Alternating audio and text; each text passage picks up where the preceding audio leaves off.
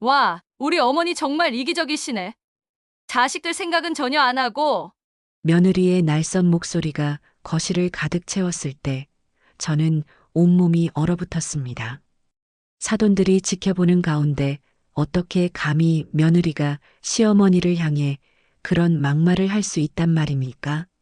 하지만 더 충격적인 일은 그 다음 순간 벌어졌습니다. 그냥 가세요. 이런 식으로 집안에 분란 일으키실 거면 앞으로 저희 집에 제발 오지 마세요. 추석 명절상 앞에서 젓가락을 내팽개치며 아들이 소리쳤습니다. 장남이라서 유독 온 정성을 다해 키웠던 그 아들이 며느리 편을 들며 사돈 앞에서 늙은 어미에게 나가라고 소리를 지르다니요. 사흘 밤낮 정성으로 만든 음식들이 냄새난다며 거부당하고 내쫓긴 그 순간 제 가슴에는 씻을 수 없는 깊은 상처가 새겨졌습니다. 가슴에 피멍이 들고 눈물을 삼키며 집을 나섰을 때 저는 몰랐습니다. 그 굴욕스러운 순간이 제 인생의 놀라운 반전을 불러올 시작점이 될 줄은 말입니다. 며칠 후 예상치 못한 발견이 모든 것을 완전히 뒤엎어 놓을 줄은요. 과연 70세 홀어머니에게 무슨 일이 벌어진 걸까요? 사연 시작 전 무료 버튼인 구독과 좋아요를 눌러주시고 이 감동적인 반전 이야기를 끝까지 함께 해주세요.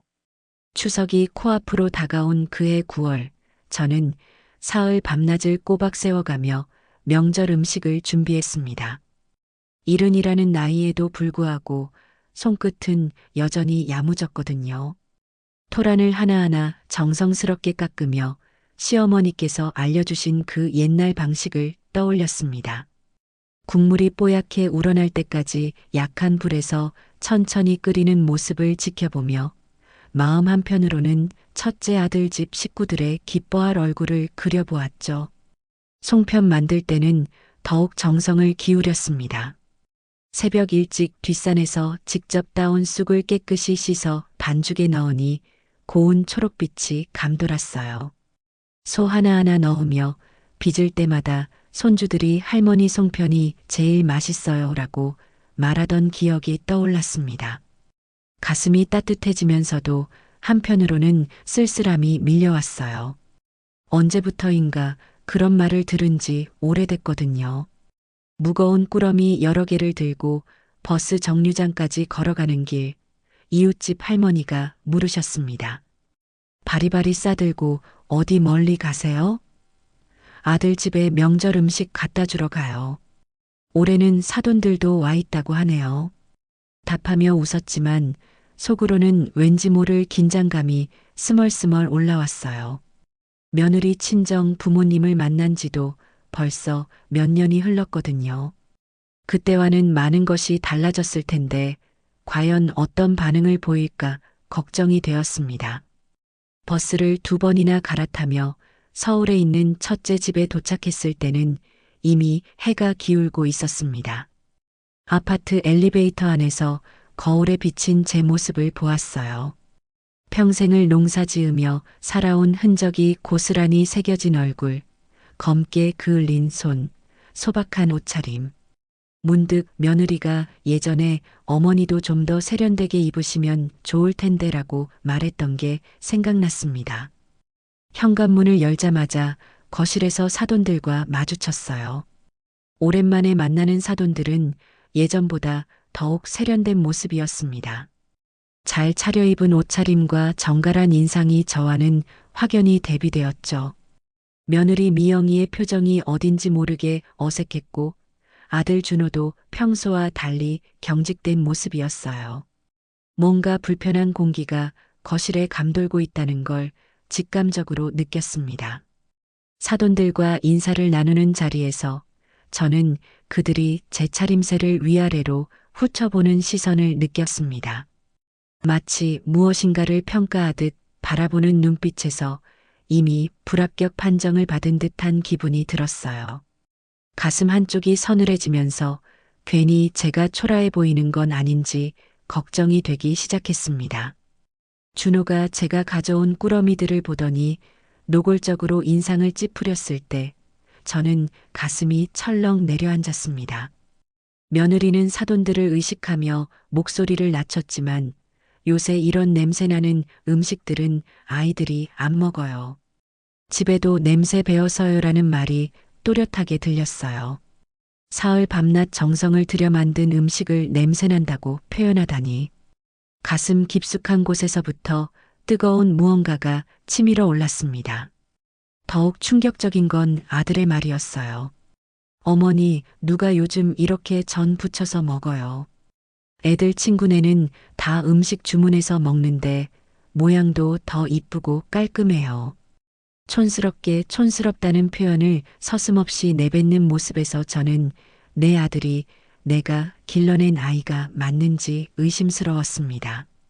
언제부터 제가 직접 농사 짓고 정성 들여 요리한 음식이, 제가 살아온 방식이 촌스럽고 부끄러운 것이 되었을까요? 안사돈이 제 옷차림을 보며 말했습니다. 손주 체면도 생각하셔야죠. 아이들 사는 집에 오시면서 시골 농사꾼 같은 차림새는 창피하잖아요. 애들 친구들도 여기 많이 사는데 친구들이랑 마주치기라도 하면 애들이 얼마나 부끄럽겠어요.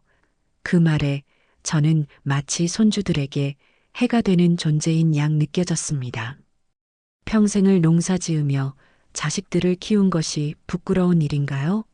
온몸이 부들부들 떨리기 시작했어요. 식사 시간이 되자 상황은 더욱 악화됐어요.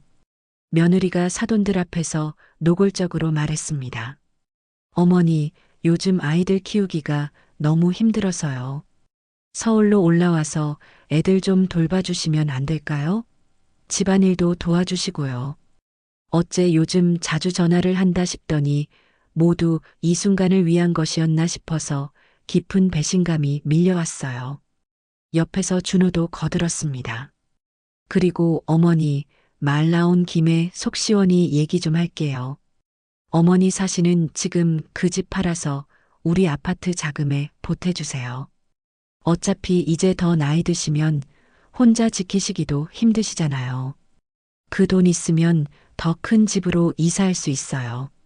평생을 두고 남편과 함께 가꾼 그 집을 팔라고?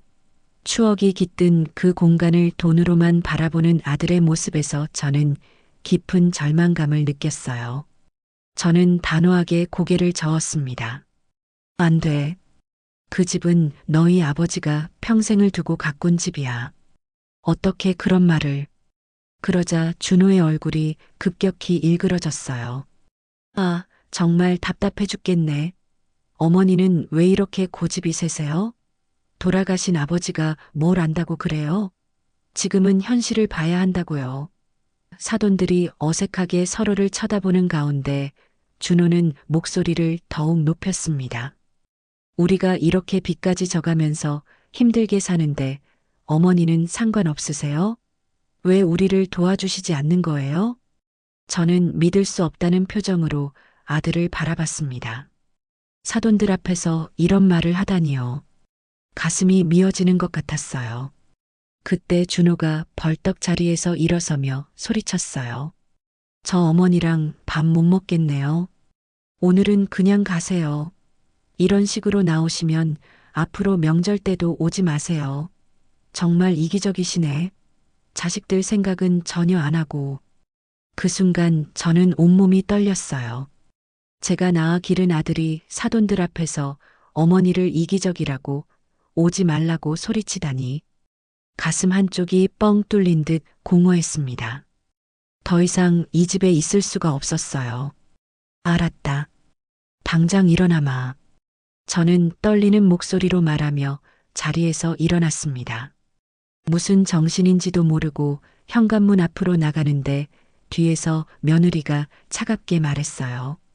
어머니, 음식 안 가져가시면 제가 다 버릴 거예요. 어차피 여기서 먹을 사람 아무도 없어요. 그 말에 제 마음도 함께 버려지는 것 같았습니다.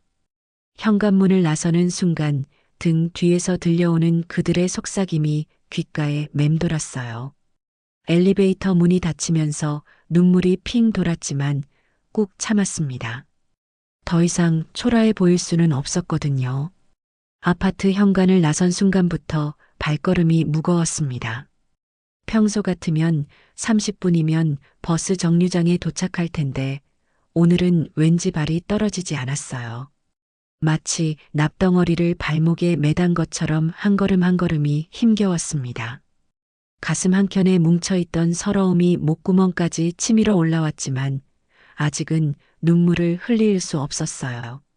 사람들이 지나다니는 길거리에서 혼자 우는 늙은 여자가 되고 싶지 않았거든요. 버스를 기다리는 동안 핸드폰을 꺼내 들여다보았습니다. 혹시라도 준호에게서 연락이 올까 싶어서였는데 화면은 조용했어요. 아무것도 뜨지 않는 검은 화면을 보고 있자니 마치 제 마음을 보는 것 같았습니다. 텅 빈 채로 어둠만이 가득한 그런 느낌이었죠. 첫 번째 버스에 올라탔을 때 저는 창가 자리에 앉아 지나가는 풍경을 바라보았어요. 높은 아파트들이 즐비하게 늘어선 서울의 모습이 마치 다른 세상 같았습니다. 제가 평생을 살아온 시골과는 너무나 다른 세계였죠. 문득 이런 생각이 들었어요. 과연 제가 이 도시에 어울리는 사람일까?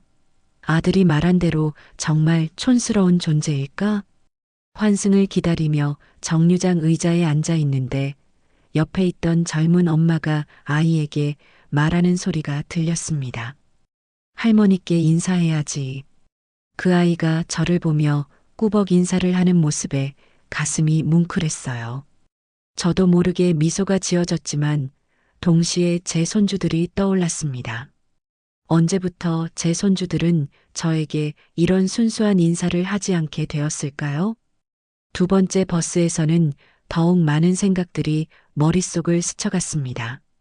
며느리가 제 음식을 냄새난다고 했을 때의 그 표정, 아들이 촌스럽다고 말했을 때의 그 차가운 목소리들이 계속해서 귓가에 맴돌았어요. 저는 정말 그렇게 형편없는 사람일까? 평생을 자식들을 위해 살아왔는데 결국 이런 취급을 받아야 하는 걸까? 시골로 돌아오는 길, 익숙한 풍경들이 하나둘씩 눈에 들어왔습니다. 논밭이 펼쳐진 평야, 낮은 산들로 둘러싸인 마을의 모습. 서울의 높은 건물들과는 사뭇 다른 정겨운 풍경이었죠. 하지만 오늘은 그 정겨움조차 쓸쓸하게 느껴졌어요. 마치 제가 이곳에 갇힌 것처럼, 세상과 단절된 것처럼 여겨졌거든요. 마을 어귀에서 내려 집으로 향하는 골목길을 걸으며 저는 이웃들과 마주치지 않기를 간절히 바랐습니다. 어째 벌써 돌아오셨어요? 라는 질문을 받을 자신이 없었거든요. 다행히 저녁 시간이라 그런지 길에는 사람이 별로 없었어요. 가로등 불빛 아래를 홀로 걸으며 저는 제 그림자가 유독 길어 보인다는 생각을 했습니다. 집 대문을 열고 들어서는 순간 적막함이 저를 덮쳤어요. 아침에 나갈 때는 명절 음식을 가져가는 기쁨으로 들떠 있었는데 지금은 그 모든 설렘이 무너져 버린 상태였죠. 현관에 신발을 벗어놓고 거실로 들어가니 평소보다 집이 더욱 휑하게 느껴졌습니다. 거실 한쪽에 걸린 남편 사진이 눈에 들어왔어요. 자상하게 웃고 있는 남편의 모습을 바라보니 그제야 참고 있던 눈물이 터져 나왔습니다. 여보, 내가 이렇게 하찮은 존재가 됐구나. 목이 메어 제대로 말이 나오지 않았어요. 사진 속 남편은 여전히 따뜻하게 웃고 있었지만 저는 그 웃음이 오늘따라 더욱 그리웠습니다. 남편 사진 앞에 털썩 주저앉아 하루 종일 쌓인 서러움을 토해냈어요. 아들이 엄마를 이기적이라고 하더라. 사돈들 앞에서 나가라고 소리치더라고. 내가 뭘 잘못했다고. 말하다 보니 목이 메어서 더 이상 이어갈 수가 없었습니다. 그저 소리 없이 흐르는 눈물만이 제 마음을 대변해주고 있었어요. 한참을 그렇게 앉아 있다가 저는 천천히 일어나 집안을 둘러보았습니다. 평생을 함께한 이 공간이 오늘따라 더욱 소중하게 느껴졌어요.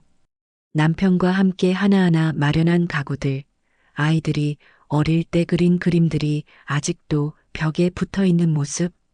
이 모든 것들이 제 인생의 흔적이자 추억이었죠. 부엌으로 가서 찬장을 열어보니 명절 음식을 만들고 남은 재료들이 그대로 있었어요. 아직도 쑥 냄새가 은은하게 배어 있었죠. 며느리는 이 냄새를 싫어한다고 했지만 저에게는 고향의 향기이자 어머니의 손길이 담긴 소중한 냄새였습니다. 저녁도 제대로 못 먹고 온 터라 배가 고팠지만 음식을 만들 기력도 없었어요. 그냥 찬장에 있던 물김치 국물에 밥 한 그릇 말아서 후루룩 넘겼습니다. 혼자 먹는 밥이 이렇게 쓸쓸할 줄은 몰랐어요. 평소에는 그냥 넘어갔던 혼밥이 오늘만큼은 제 처지를 더욱 실감나게 해주었죠. 밥을 다 먹고 나서 저는 집안 정리를 시작했습니다. 뭔가 손을 움직여야 이 답답한 마음을 달랠 수 있을 것 같았거든요. 거실부터 시작해서 방 하나하나를 닦고 정리하며 저는 제 인생을 정리하는 기분이 들었어요. 과연 이런 삶이 의미가 있는 걸까? 자식들에게 짐이 되는 존재로 살아가야 하는 걸까? 밤이 깊어갈수록 외로움은 더욱 짙어졌습니다. 평소 같으면 이 시간이면 잠자리에 들었을 텐데 오늘은 잠이 오지 않았어요. 침대에 누워 천장을 바라보며 저는 오늘 하루의 일들을 되새겨 보았습니다. 아들의 차가운 말들, 며느리의 냉대, 사돈들의 시선. 모든 것이 악몽 같았지만 분명한 현실이었죠. 이불을 머리끝까지 뒤집어 쓰고 몸을 웅크린 채 저는 작은 목소리로 중얼거렸습니다. 내일은 좀 나아질까? 하지만 대답해 줄 사람은 아무도 없었어요. 오직 시계 초침 소리만이 적막한 밤을 가르고 있었습니다. 며칠이 지나도 마음의 상처는 아물지 않았습니다. 아침에 눈을 뜨면 어김없이 어제 일이 꿈이었기를 바라는 마음이 들었지만 현실은 여전했어요. 집안은 조용했고 혼자라는 사실만이 선명하게 다가왔죠. 그래도 삶은 계속되어야 했습니다.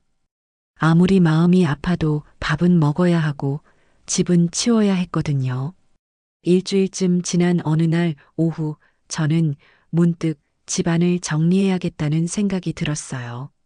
아들이 집을 팔라고 했을 때는 화가 났지만 혼자 이 큰 집을 지키기에는 버거운 것도 사실이었거든요. 언젠가는 정리할 일이 올 테니 미리 손을 대보는 것도 좋겠다 싶었습니다. 1층부터 차근차근 시작했어요. 거실에 있는 오래된 책들, 아이들이 어릴 때 쓰던 장난감들, 남편의 옷가지들을 하나씩 꺼내며 추억에 잠겼습니다. 각각의 물건마다 이야기가 담겨 있었거든요. 준호가 초등학교 때 상으로 받아온 트로피, 둘째 민수가 군대 가기 전에 찍었던 가족사진. 이런 것들을 보면서 저는 복잡한 심정이 들었어요. 이틀째 되는 날 드디어 다락방까지 올라가게 됐습니다. 평소에는 거의 올라가지 않는 공간이었죠. 다락으로 올라가는 나무 계단이 삐걱거리며 제 나이를 실감나게 했어요.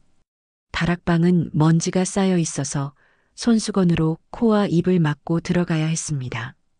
한쪽 구석에는 남편이 생전에 쌓아둔 농기구들이 있었고 다른 쪽에는 아이들 학용품을 담았던 상자들이 어지럽게 놓여 있었어요. 하나씩 열어보며 정리하다가 가장 안쪽 구석진 곳에서 특이한 나무 상자 하나를 발견했습니다. 처음 보는 상자였어요. 크기는 큰 신발 상자 정도였는데 나무로 만들어진 것이 꽤 오래되어 보였습니다. 표면에는 먼지가 두껍게 쌓여 있었고 모서리 부분은 세월의 흔적으로 조금씩 닳아 있었죠. 손으로 먼지를 털어내니 은은한 나무 향이 났어요. 상자를 들어보니 생각보다 무거웠습니다. 안에 뭔가 들어있다는 걸 알 수 있었죠. 궁금해서 상자를 열어보려 했는데 뚜껑이 꽤 단단하게 닫혀 있었어요. 힘을 주어 여러 번 시도한 끝에 겨우 열 수 있었습니다. 상자 안에는 두꺼운 솜에 쌓인 채로 하나의 도자기가 들어 있었어요. 조심스럽게 솜을 벗겨내자 백색의 아름다운 다랑아리가 모습을 드러냈습니다. 높이가 한 뼘 반 정도 되는 크기였는데 목이 좁고 몸통이 둥근 전형적인 조선 백자의 모습이었죠. 하지만 완전한 상태는 아니었어요. 몸통 한쪽에 금이 가 있었고 밑바닥 쪽으로는 작은 조각 하나가 떨어져 나간 상태였습니다. 그래도 전체적인 형태는 온전했고 특히 그 은은한 백색의 광택이 눈에 띄었어요. 마치 달빛처럼 부드럽게 빛나는 색깔이었거든요. 도자기를 조심스럽게 들어 햇빛에 비춰보니 유약이 깊이 있는 색감으로 빛났습니다. 표면을 자세히 들여다보니 미세한 빅렬이라고 하는 균열들이 거미줄처럼 퍼져 있었어요. 이런 균열이 오히려 오래된 것임을 증명하는 흔적이라는 걸 어디선가 들은 기억이 났습니다. 바닥을 뒤집어 보니 작은 글씨가 새겨져 있었어요. 한자였지만 세월이 지나 흐릿해져서 정확히 읽기는 어려웠습니다. 아마도 만든 사람의 이름이나 제작 연도가 적힌 것 같았어요. 손가락으로 조심스럽게 만져보니 깊게 새겨진 흔적이 느껴졌죠. 이 다랑아리를 보면서 저는 의아했습니다. 이런 것이 언제부터 우리 집에 있었을까? 남편도 이런 걸 따로 수집하는 취미는 없었는데 말이에요. 그렇다면 시부모님께서 남겨두신 것일까? 시아버님께서 6.25 전쟁 전 서울에서 살 때 자파상을 하셨다고 들었는데 그때 어디선가 구해오신 것일지도 모르겠어요. 처음에는 그저 옛날 사람들이 쓰던 평범한 그릇 정도로 생각했습니다. 우리 같은 시골 농가에 무슨 귀한 물건이 있겠나 싶었거든요. 하지만 왠지 모르게 이 다랑아리는 다른 느낌이었어요. 일반적인 생활용품과는 뭔가 다른 기품이 있었달까요? 손에 들어보니 무게감도 상당했고 두드려보면 맑은 소리가 났습니다. 어릴 때 할아버지가 좋은 그릇은 소리가 다르다고 말씀하셨던 게 생각났어요. 비록 깨진 부분이 있긴 했지만 전체적인 형태의 우아함은 여전히 살아있었습니다. 상자를 다시 정리하면서 저는 이상한 직감이 들었습니다. 혹시 이 다랑아리가 단순한 옛날 그릇이 아닐지도 모른다는 생각이 스멀스멀 올라왔거든요. 평생을 농촌에서 살면서도 가끔 텔레비전에서 보던 프로그램들이 떠올랐어요.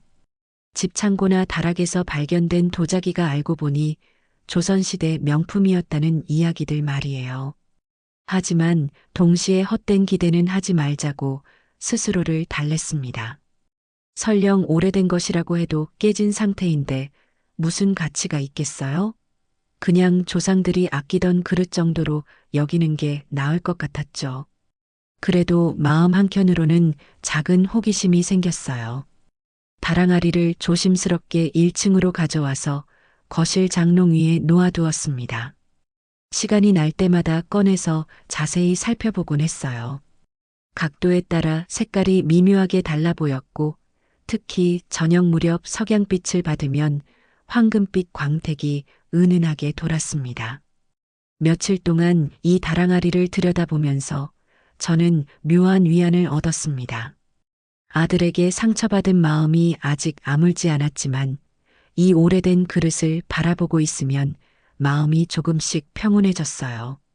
마치 조상들이 제게 작은 선물을 남겨준 것 같은 기분이 들었거든요. 특히 다랑아리를 손에 들고 있을 때는 신기한 느낌이 들었어요. 수백 년 전에 누군가가 정성스럽게 빚어 만든 이 그릇이 지금 제 손 안에 있다는 게 경이로웠죠. 그동안 얼마나 많은 사람들의 손을 거쳐왔을까, 어떤 이야기들을 담고 있을까 하는 상상을 하곤 했습니다. 하지만 여전히 이 다랑아리의 정체는 궁금했습니다. 정말 평범한 옛날 그릇일까?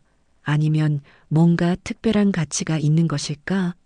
마을에 아는 사람 중에 이런 걸 잘 아는 분이 있을까 생각해 봤지만 딱히 떠오르는 사람은 없었어요. 일단은 소중히 보관해 두기로 했습니다. 밤에 잠들기 전 저는 다랑아리를 바라보며 중얼거렸어요. 내가 우리 집에 있었던 이유가 뭘까? 물론 대답은 없었지만 왠지 모르게 이 아름다운 그릇과 함께 뭔가 새로운 일이 일어날 것 같은 예감이 들었습니다. 그 예감이 좋은 것인지 나쁜 것인지는 아직 알 수 없었지만요. 다랑아리를 발견한 지 일주일쯤 지났을 무렵 마을에 큰 잔치가 열렸습니다. 이웃집 막내 아들이 결혼을 하게 되어서 온 동네 사람들이 모이게 된 거예요. 평소 같으면 이런 자리에 나가기 싫었겠지만 집에만 있으면 자꾸 우울한 생각만 들어서 나가보기로 했습니다. 마을회관에는 정말 오랜만에 보는 얼굴들이 많이 모여 있었어요. 다들 나이가 들어 예전 모습과는 많이 달라져 있었지만 그래도 반가웠습니다. 특히 같은 또래인 영순 언니를 만나니 마음이 한결 나아졌어요. 언니는 저보다 2살 많았지만 여전히 정정하셨거든요. 정수가 요즘 어떻게 지내?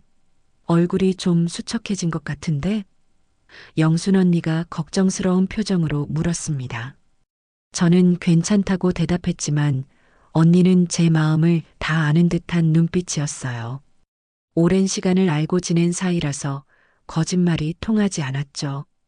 잔치 음식을 먹으며 이런저런 이야기를 나누다가 문득 다랑아리 이야기를 꺼내게 되었습니다. 언니, 우리 집 다락에서 오래된 그릇을 하나 찾았는데 어떤 건지 궁금해서요. 별 생각 없이 한 말이었는데 영순 언니가 갑자기 관심을 보이더라고요. 어떤 그릇인데? 혹시 도자기야? 언니가 물었을 때 저는 조금 놀랐습니다. 어떻게 그걸 아셨을까요? 네, 하얀색 다랑아리 같은 건데요. 좀 깨진 데가 있긴 하지만요. 제가 답하자 언니의 눈이 반짝 빛났어요. 아, 그거 혹시 진짜일지도 몰라. 내가 얼마 전에 뉴스에서 봤어. 요즘 그런 옛날 도자기들이 엄청 비싸게 팔린다던데. 언니의 말에 제 마음이 두근거리기 시작했습니다. 하지만 동시에 믿어지지도 않았어요. 우리 같은 시골집에서 그런 귀한 물건이 나올 리가 있을까요? 그때 옆에 앉아 계시던 마을 이장님이 대화에 끼어들으셨어요.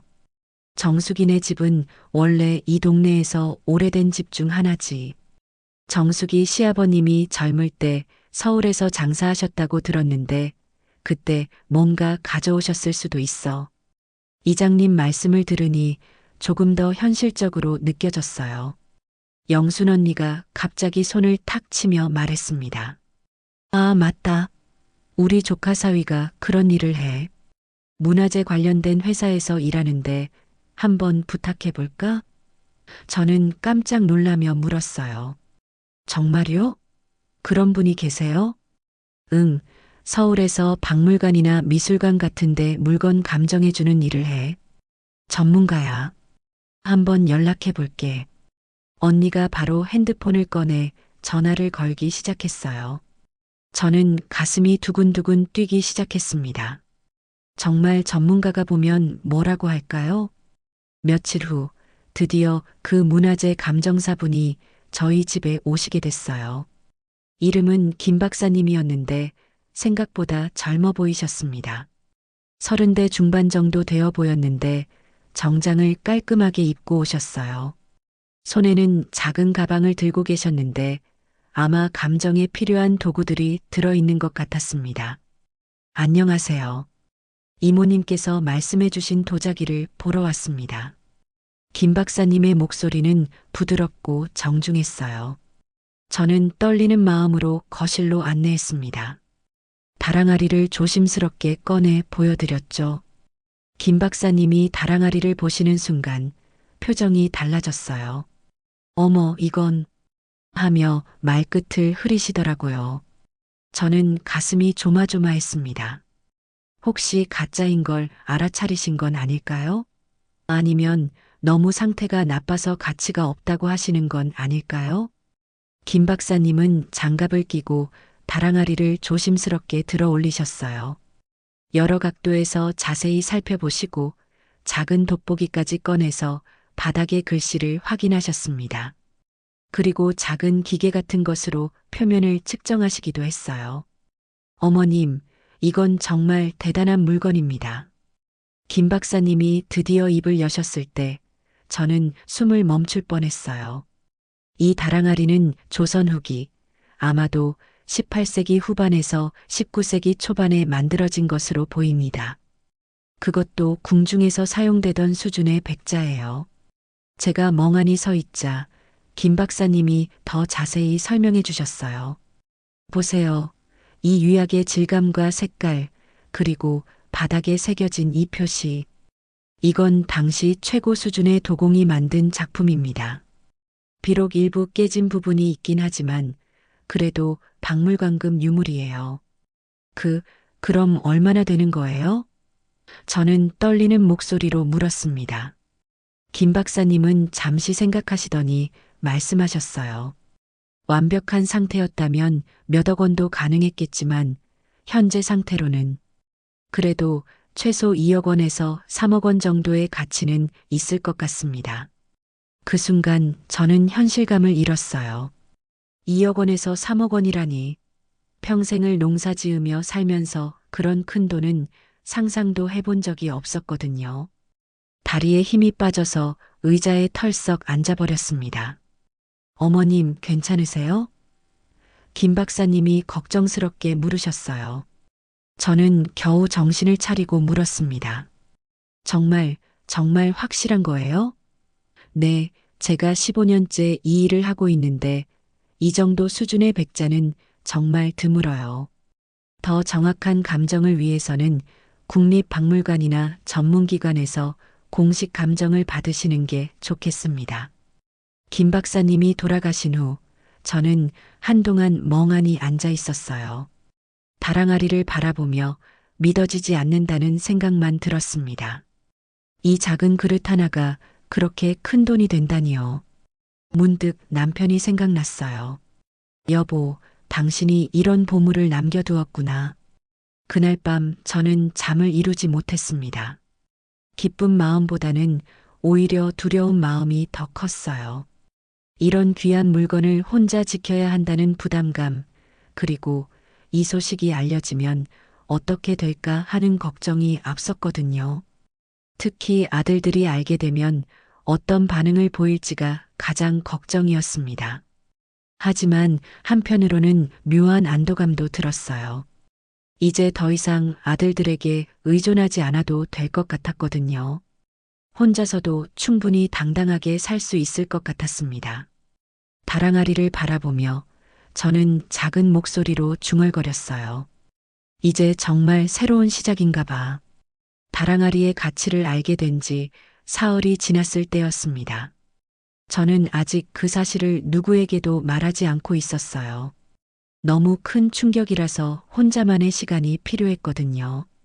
하지만 세상에 비밀이란 게 있나요? 결국 소문은 퍼지게 마련이었습니다. 그날 오후 저는 뒷밭에서 김장용 배추를 돌보고 있었어요. 가을이 깊어가니 슬슬 김장 준비를 해야 할 때였거든요. 혼자 먹을 김치야 많이 필요하지 않지만 그래도 겨울 준비는 해야 했으니까요. 배추잎을 하나씩 살피며 마음을 가라앉히고 있는데 멀리서 자동차 소리가 들렸습니다. 요즘 같은 평일에 우리 마을에 차가 들어올 일은 거의 없었거든요. 고개를 들어보니 까만색 승용차 한 대가 우리 집 앞에 서고 있었어요. 차에서 내리는 사람을 보고 저는 깜짝 놀랐습니다. 준호와 며느리 미영이었거든요. 명절 때 그렇게 차갑게 헤어진 후 처음 보는 얼굴들이었어요. 준호가 환하게 웃으며 손을 흔들었습니다. 마치 아무 일도 없었다는 듯이 말이에요. 저는 어리둥절했어요. 명절 때 그렇게 화를 내며 오지 말라고 했던 사람이 갑자기 이렇게 나타나다니 뭔가 이상했습니다. 미영이는 평소보다 훨씬 밝은 표정으로 저에게 다가왔어요. 명절 때 제 음식을 냄새난다고 했던 그 차가운 눈빛은 온데간데 없이 사라져 있었습니다. 집으로 들어가는 길에 준호가 넌지시 말을 꺼냈어요. 마을에서 소문이 자자하다며 우리 집에서 엄청난 보물이 나왔다는 이야기를 들었다고 하더라고요. 그 순간 저는 모든 걸 깨달았습니다. 아, 벌써 소문이 퍼졌구나. 아마 영순이 언니가 누군가에게 이야기했고 그게 또 다른 사람에게 전해지면서 결국 서울까지 날아간 모양이었어요. 거실에 앉자마자 미영이가 본색을 드러내기 시작했습니다. 저를 향해 아첨하는 듯한 미소를 지으며 정말 대단하다고 그런 귀한 걸 찾아내시다니 역시 어머니는 복이 많다고 치켜세웠어요. 하지만 그 눈빛만큼은 계속해서 다랑아리가 있을 만한 곳을 찾고 있었거든요. 마치 사냥꾼이 먹잇감을 노리는 것 같은 날카로운 시선이었어요. 준호가 직접적으로 물었을 때 저는 답하기가 곤란했습니다. 그 그릇이 정말 몇억 원씩 하는 게 사실이냐고 하더라고요. 사실이라고 말하면 어떻게 될지 뻔했거든요. 하지만 거짓말을 할 수도 없는 상황이었죠. 제가 얼버무리자 미영이의 눈이 반짝였어요. 한번 보여달라고 하면서 정말 궁금하다는 표정을 지었지만 속마음은 다른 데 있다는 걸 너무나 잘 알 수 있었습니다. 마지못해 다랑아리를 꺼내 보여주었더니 두 사람 모두 입을 다물지 못하더라고요. 준호가 다랑아리를 만지려고 손을 뻗는 걸 보고 저는 재빨리 다시 치웠습니다. 조심해야 한다고 깨지면 큰일 난다고 말하자 두 사람의 표정이 조금 어두워졌어요. 미영이가 찻잔을 들며 걱정스러운 척 말하기 시작했습니다. 이런 귀한 물건을 어머니 연세에 혼자 관리하시기에는 너무 부담스럽지 않겠냐고 도둑이라도 들면 어떻게 하겠냐고 하더라고요. 걱정하는 척하지만 속셈이 뻔히 보이는 말이었어요. 마치 제가 무능력한 노인이라서 귀한 물건을 제대로 지킬 수 없다고 말하는 것 같았거든요. 준호도 거들면서 이런 건 전문적으로 관리해야 한다고 시골에서 혼자 지키기에는 위험하다고 했어요. 자기들이 서울에서 대신 보관해 주겠다며 은행 금고 같은 데 넣어두면 안전할 거라고 제안했죠. 저는 그들의 의도를 너무나 잘 알 수 있었어요. 보관해 준다고 하면서 결국 자기들 것으로 만들려는 속셈이겠죠. 제가 단호하게 거절하자 미영이가 다른 방법을 시도했어요. 경매에 내놓는 건 어떻겠냐고 자기들이 대신 알아봐 주겠다고 경매회사도 소개해주고 절차도 다 도와줄 수 있다고 했거든요. 그러면서 어머니는 도장만 찍으면 된다고 하더라고요. 그 말을 듣고 저는 소름이 돋았어요. 마치 제가 판단력이 없는 사람 취급하는 것 같았거든요. 아직 팔 생각이 없다고 말하자 준호의 표정이 조금씩 굳어졌어요. 왜 그러냐며 이런 기회가 또 언제 올 거냐고 지금 팔아서 노후 자금으로 쓰면 얼마나 좋겠냐고 했어요. 그러면서 자기들도 좀 도와드릴 수 있다고 덧붙이더라고요. 아, 결국 본색이 나오는구나 싶었어요. 며느리도 슬슬 본심을 드러내기 시작했어요. 요즘 아이들 교육비며 집 대출이며 너무 힘들다면서 어머니께서 좀 도와주면 어떻겠냐고 하더라고요. 준호도 그동안 얼마나 힘들었는지 모른다며 아이들 키우고 살림하느라 정말 죽을 맛이라고 했어요. 이번 기회에 어머니가 좀 도와주면 안 되겠냐고 간청하는 기색이 역력했거든요. 저는 어이가 없었습니다. 명절 때는 그렇게 냉대하고 내쫓았으면서 이제 와서 도와달라고요? 그것도 제가 찾은 보물로 말이에요. 이건 우리 조상들이 남겨주신 거라서 함부로 팔 수는 없다고 말했더니 준호가 목소리를 높이기 시작했어요. 그런 고리타분한 생각하지 말라고 돌아가신 조상들이 뭘 안다고 그러냐고 지금 산 사람들이 더 중요하다고 했어요. 자식들이 이렇게 힘든데 왜 도와주지 않느냐며 따지는 투로 말하더라고요.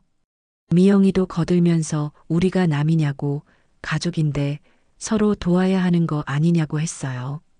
그 돈이면 집도 좀 더 큰 데로 이사할 수 있고 아이들 교육도 제대로 시킬 수 있다고 하더라고요. 저는 점점 화가 났어요. 가족이라고? 명절 때는 가족 취급도 안 해놓고 이제 와서 가족이라고 하네요. 안 된다고. 이건 내가 결정할 일이라고. 너희가 참견할 일이 아니라고 단호하게 말했습니다. 그러자 분위기가 싸늘해졌어요.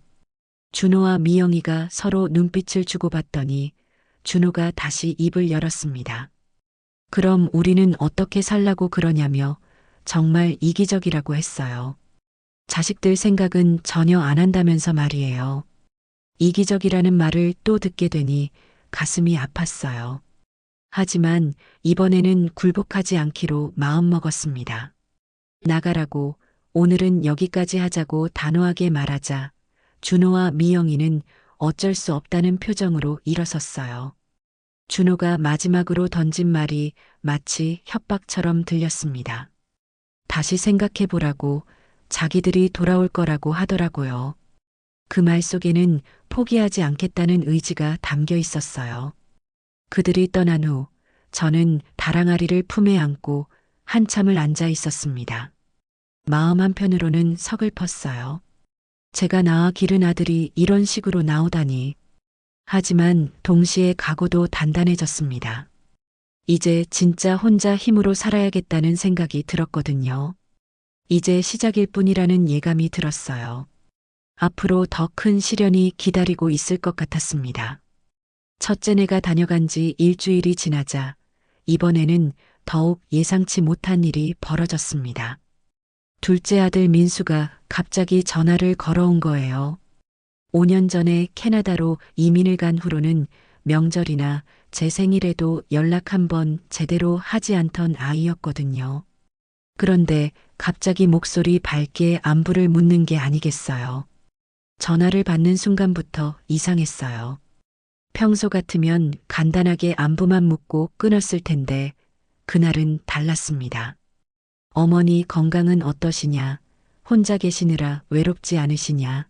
집은 잘 관리하고 계시냐며 이것저것 물어보더라고요.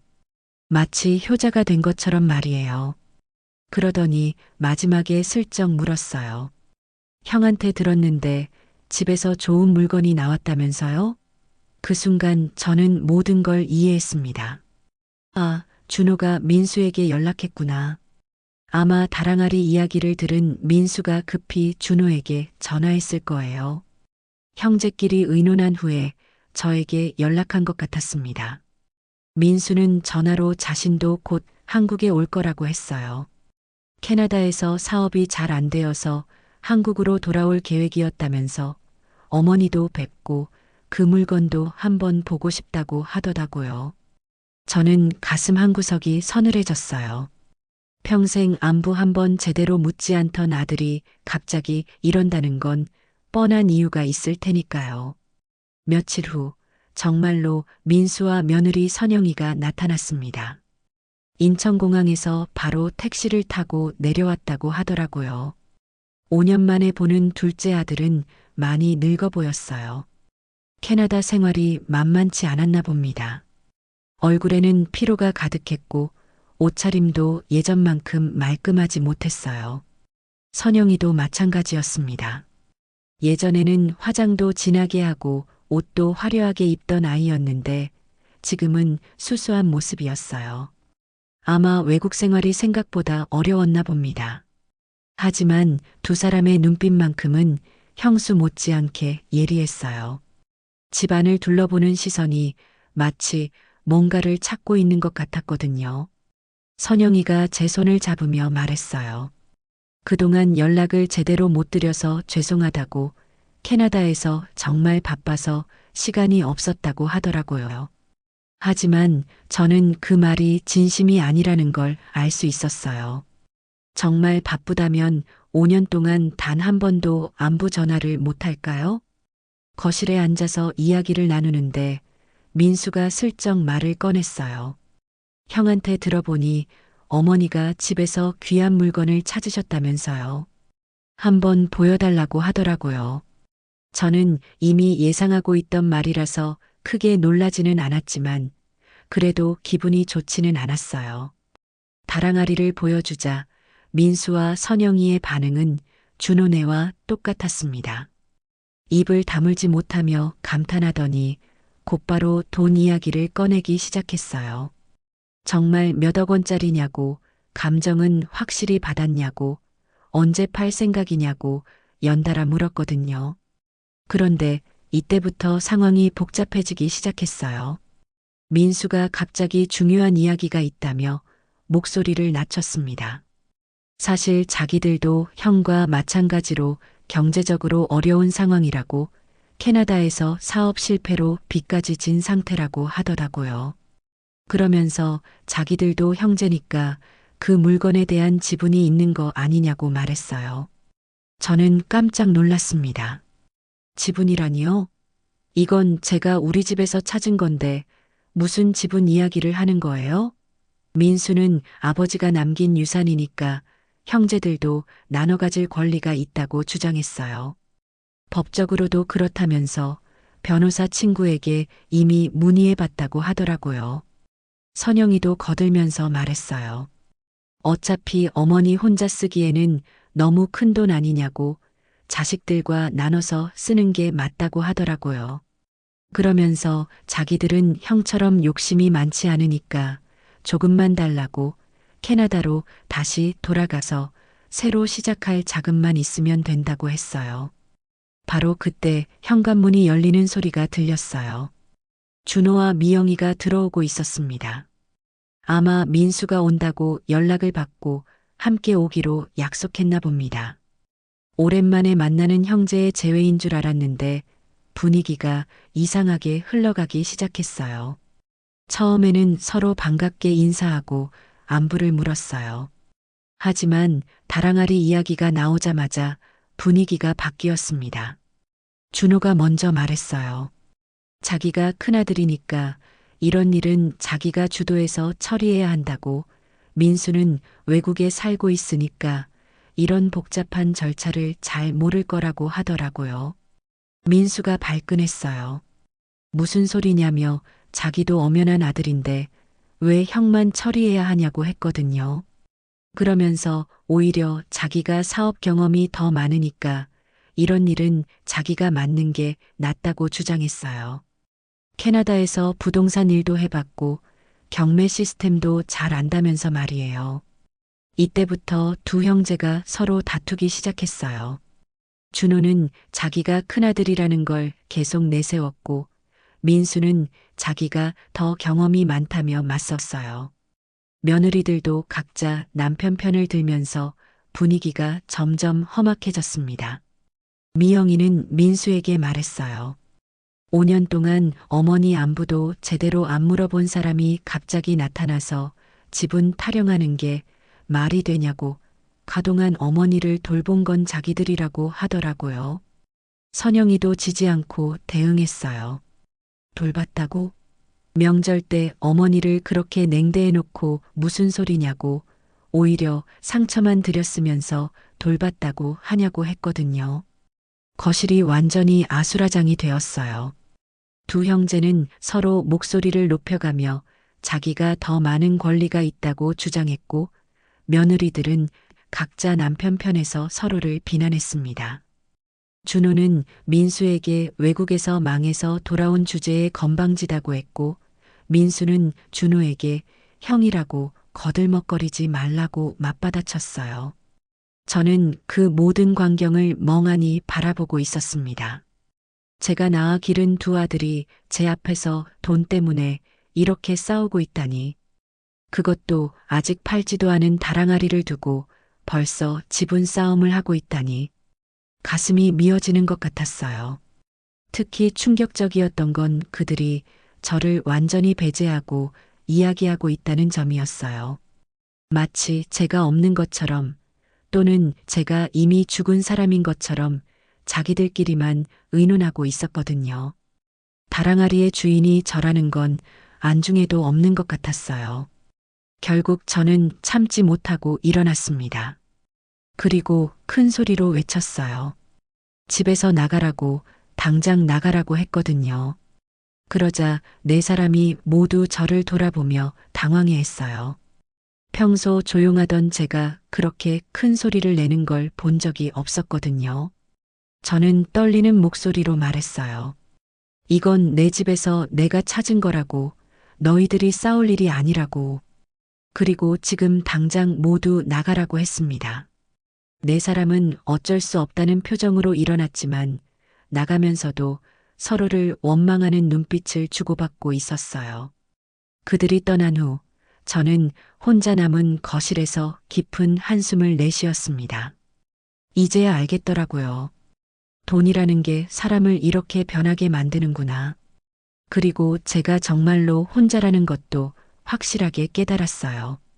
이제 더 이상 자식들에게 기대할 건 없겠다는 생각이 들었습니다.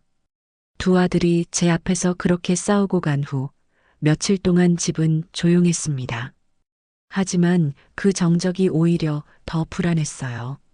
폭풍 전의 고요함 같은 느낌이 들었거든요. 과연 그들이 이대로 포기할까요?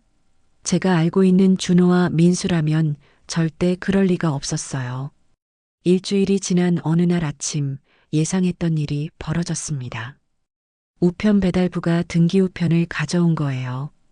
발신인을 보니 법무법인이라고 적혀 있더라고요. 가슴이 철렁 내려앉았습니다. 뭔가 큰일이 벌어지고 있다는 걸 직감할 수 있었어요. 편지를 뜯어보니 법률사무소에서 보낸 내용 증명이었습니다. 어려운 법률 용어들이 잔뜩 적혀 있었지만 대충 내용은 이해할 수 있었어요. 다랑아리에 대한 상속권을 주장한다는 내용이었거든요. 준호와 민수가 공동으로 변호사를 선임해서 보낸 것 같았어요. 편지에는 다랑아리가 아버지의 유산이므로 법정 상속인인 아들들에게도 지분이 있다고 주장하고 있었습니다. 그리고 어머니가 혼자 처분할 권한이 없다며 상속 재산 분할을 요구한다는 내용이었어요. 읽으면서 손이 부들부들 떨렸습니다. 저는 당장 어떻게 해야 할지 몰라서 당황했어요. 법률 문제는 평생 겪어본 적이 없었거든요. 하지만 이대로 당하고만 있을 수는 없었습니다. 저도 변호사를 구해야겠다는 생각이 들었어요. 마을 이장님께 여쭤보니 시내에 괜찮은 법률사무소가 있다고 알려주셨어요. 다음 날 바로 그곳을 찾아갔습니다. 박 변호사라는 분이 저를 맞아주셨는데 40대 중반 정도 되어 보이는 차분한 인상의 분이었어요. 상황을 자세히 설명드리자 박 변호사님이 고개를 끄덕이며 들어주셨습니다. 그리고 제게 몇 가지 질문을 했어요. 다랑아리를 어디서 발견했는지, 남편이 살아계실 때 그 존재를 알고 있었는지, 집과 재산이 누구 명의인지 등등 말이에요. 제가 답변을 하자 박 변호사님의 표정이 밝아졌어요. 어머님, 걱정하지 마세요. 이 경우는 어머님께서 절대적으로 유리합니다. 그 말을 듣고 저는 조금 안심이 됐어요. 변호사님이 자세히 설명해 주시더라고요. 우선 다랑아리는 집에서 발견된 것이고 집은 남편 사후에 저에게로 상속 등기가 완료된 상태였습니다. 따라서 집과 그 안의 모든 물건들은 이미 제 단독 소유라는 거예요. 더욱이 남편이 생전에 다랑아리의 존재를 몰랐다면 이건 상속 재산이 아니라 제가 새로 발견한 재산이라고 봐야 한다는 설명이었어요. 박 변호사님은 또 다른 중요한 점을 지적해 주셨습니다. 준호와 민수가 그동안 저를 어떻게 대했는지도 중요한 증거가 될 수 있다는 거였어요. 특히 명절 때 저를 모욕하고 내쫓은 일 그리고 다랑아리 소식을 듣고서야 갑자기 나타난 점 등이 모두 그들의 진정성을 의심케 하는 증거라고 하더라고요. 어머님, 자식들이 평소에 어머님을 어떻게 대했는지 모든 걸 자세히 기록해 두세요. 증인이 될 만한 분들의 연락처도 정리해 두시고요. 박 변호사님의 조언에 따라 저는 그날부터 일기를 쓰기 시작했어요. 며칠 후 정말로 법원에서 조정 신청서가 날아왔습니다. 준호와 민수가 정식으로 상속재산 분할 조정을 신청한 거였어요. 법원에 나가야 한다는 게 무서웠지만 박 변호사님이 함께 가주신다고 해서 용기를 낼 수 있었어요. 조정 당일 법원에는 준호, 민수, 그리고 그들의 변호사가 와 있었습니다. 5년 만에 보는 민수의 얼굴은 여전히 차가웠고 준호는 저를 보고도 인사 한번 제대로 하지 않더라고요. 마치 저를 상대방으로만 보는 것 같았어요. 조정관 앞에서 양측이 각자의 주장을 펼쳤습니다. 아들들의 변호사는 다랑아리가 분명히 아버지가 생전에 구입한 것이고 따라서 상속 재산에 포함되어야 한다고 주장했어요. 그러면서 어머니가 혼자 독차지하는 것은 불공정하다고 했습니다. 하지만 박 변호사님의 반박은 더욱 설득력이 있었어요.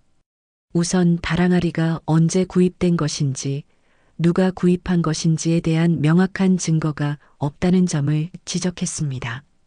더욱이 남편이 살아계실 때 그 존재조차 몰랐던 물건을 어떻게 상속 재산이라고 할 수 있느냐는 거였어요. 그리고 결정적으로 집과 그 안의 모든 재산은 이미 합법적으로 저에게 상속 등기가 완료되었다는 점을 강조했습니다. 법적으로 보면 다랑아리는 제 개인 재산이며 누구도 나눌 권리가 없다는 거였죠. 박 변호사님은 또 다른 중요한 점을 제기했습니다. 아들들이 평소에 저를 어떻게 대했는지, 그리고 다랑아리 소식을 듣고서야 갑자기 나타난 점을 지적했어요. 이들은 평소 어머니와의 관계를 소홀히 하다가 돈 냄새에만 몰려든 것입니다. 그 말을 들을 때 준호와 민수의 얼굴이 빨갛게 달아올랐어요. 하지만 사실이었으니까 반박할 말이 없었겠죠. 조정관도 고개를 끄덕이며 박 변호사님의 말에 동의하는 듯한 표정을 지었습니다. 조정은 결국 결렬됐어요. 아들들이 조정관의 권고를 받아들이지 않았거든요. 그러자 이번에는 정식 재판으로 가게 됐습니다. 저는 걱정이 됐지만 박 변호사님은 오히려 자신 있어 하셨어요. 재판에서는 더욱 명확하게 이길 수 있다고 하시더라고요. 재판 준비 과정에서 박 변호사님은 여러 증거들을 수집했습니다. 집의 등기부등본, 남편의 상속 관련 서류들, 그리고 무엇보다 마을 사람들의 증언이 중요했어요. 재판 당일 법정은 생각보다 많은 사람들로 가득했어요. 마을 사람들이 저를 응원하러 온 거였습니다. 재판부는 양측의 주장을 차분히 들었고 증인들의 증언도 받았어요. 결과는 명확했습니다. 재판부는 다랑아리가 제 단독 소유임을 확정했어요. 아들들의 상속권 주장은 법적 근거가 없다고 판단한 거였죠. 판사는 특히 자식들이 평소 모친을 소홀히 대하다가 재산 냄새에만 몰려든 것은 도의적으로도 문제가 있다고 지적했습니다. 법정을 나오면서 저는 홀가분한 기분이 들었어요. 드디어 법적으로도 제 권리가 인정받은 거였거든요. 이제 더 이상 아들들의 압박을 받을 필요가 없었습니다. 다랑아리는 온전히 제 것이었어요. 재판에서 승소한 후 저는 새로운 삶을 계획하기 시작했습니다. 다랑아리가 온전히 제 것이라는 법원의 확정 판결을 받고 나니 마음이 한결 가벼워졌어요. 하지만 동시에 큰 책임감도 느꼈습니다. 이제 정말로 혼자 힘으로 모든 걸 결정해야 했거든요. 박 변호사님과 상의한 끝에 저는 신중한 결정을 내렸습니다. 다랑아리를 통째로 팔지는 않기로 한 거예요. 대신 국립박물관에 기증하기로 했습니다. 다만 완전한 기증이 아니라 일정 기간 전시한 후 기증하는 조건으로 그에 따른 적절한 보상금을 받는 방식을 선택했어요. 박물관 측에서는 저의 제안을 매우 환영했습니다. 조선 후기 백자 다랑아리 중에서도 이 정도 수준의 작품은 정말 드물다며 국보급 문화재로 지정될 가능성도 높다고 했어요. 보상금만으로도 노후 생활에는 충분한 금액이었습니다. 무엇보다 좋았던 건 다랑아리가 박물관에 전시되면서 많은 사람들에게 그 아름다움을 보여줄 수 있다는 점이었어요. 혼자만 간직하고 있기보다는 우리 문화유산의 가치를 널리 알리는 게 더 의미 있는 일이라고 생각했거든요.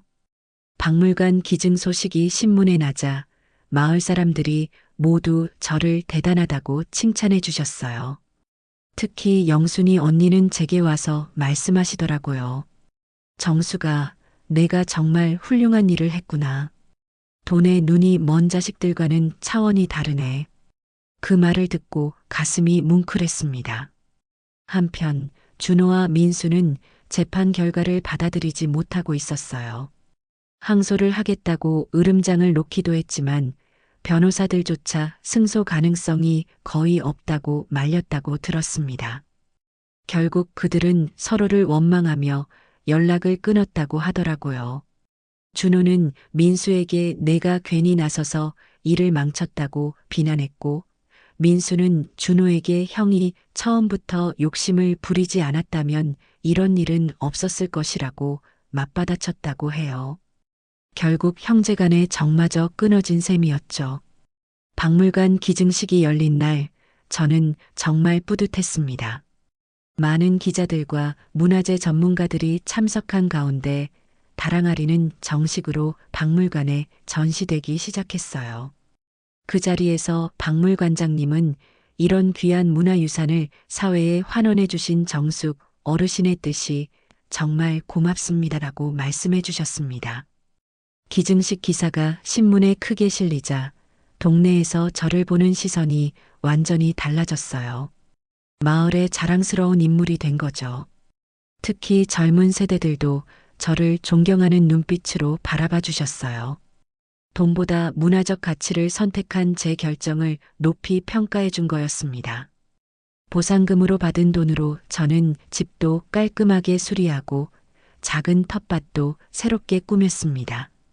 그리고 마을 경로당에 일정 금액을 기부하기도 했어요.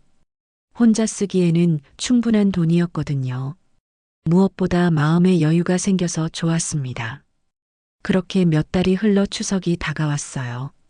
작년 추석과는 너무나 다른 기분이었습니다. 작년에는 아들들에게 상처받고 혼자 쓸쓸히 보냈지만 올해는 달랐어요. 마을 사람들이 저를 초대해 주신 거였습니다. 영순이 언니가 먼저 제안해 주셨어요. 정수가 올해는 우리끼리 명절 같이 보내자. 혼자 있지 말고. 이장님 댁에서도 옆집 할머니도 모두 함께 보내자고 하셨어요. 그분들의 따뜻한 마음이 정말 고마웠습니다. 명절 며칠 전부터 저는 설레는 마음으로 음식 준비를 시작했어요. 작년처럼 정성스럽게 만들었지만 이번에는 마음가짐이 완전히 달랐어요. 누구에게 인정받기 위해서가 아니라 진심으로 감사한 마음을 표현하고 싶어서 만들었거든요. 명절 당일 마을회관에는 혼자 사는 어르신들이 모두 모였습니다.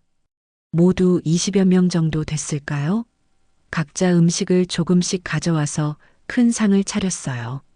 제가 가져간 토랑국과 송편을 보고 모든 분들이 극찬해 주셨습니다.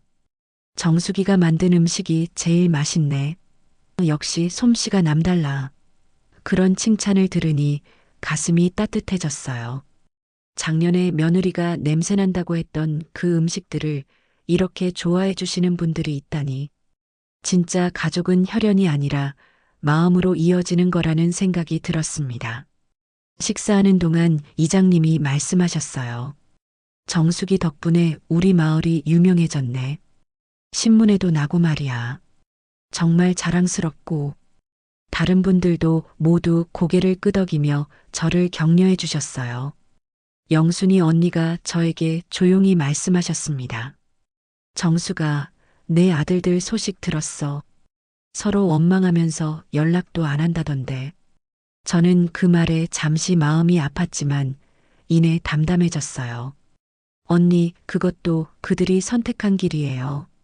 저는 이제 제 길을 갈 거예요. 밤이 깊어가며 하나둘씩 집으로 돌아가는 분들을 배웅하면서 저는 정말 행복했습니다. 이런 따뜻한 사람들과 함께 보낸 명절이 얼마나 의미 있는지 깨달았거든요.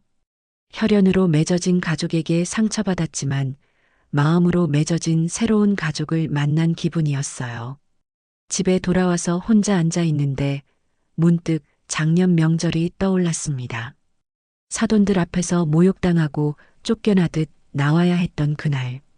그때와 지금을 비교해 보니 격세지감이 들었어요.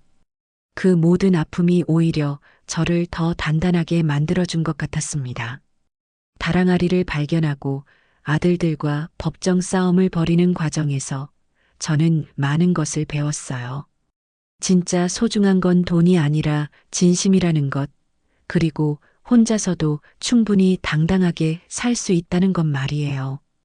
창밖으로 보이는 달을 바라보며 저는 조용히 중얼거렸습니다. 여보, 당신이 남겨둔 선물 덕분에 새로운 삶을 시작하게 됐어요. 이제 정말 당당하게 후회 없이 살아갈게요. 명절상은 정말 누구와 함께 먹느냐가 중요하다는 걸 깨달았어요. 사랑과 존중이 없는 화려한 상보다는 진심이 담긴 소박한 밥 한 그릇이 훨씬 따뜻하고 소중한 법이니까요.